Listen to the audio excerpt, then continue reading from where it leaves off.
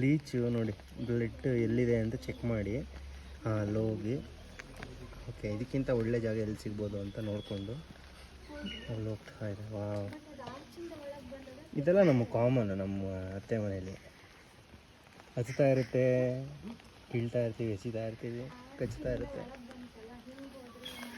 ಯಾವ ಟೈಮಲ್ಲಿ ಅದು ಬ್ಲಡ್ ತೊಗೊಳೋದು?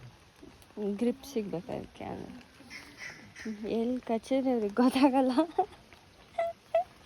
ಅಂತ ಹುಡುಕ್ತಾ ಇದೆ.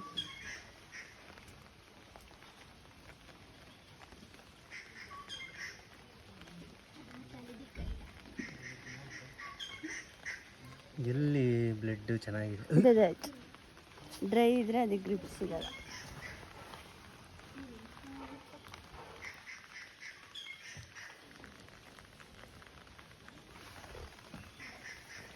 ಅದು ಹೆಂಗೆ ಗೊತ್ತಾಯ್ತು ನಿನಗೆ?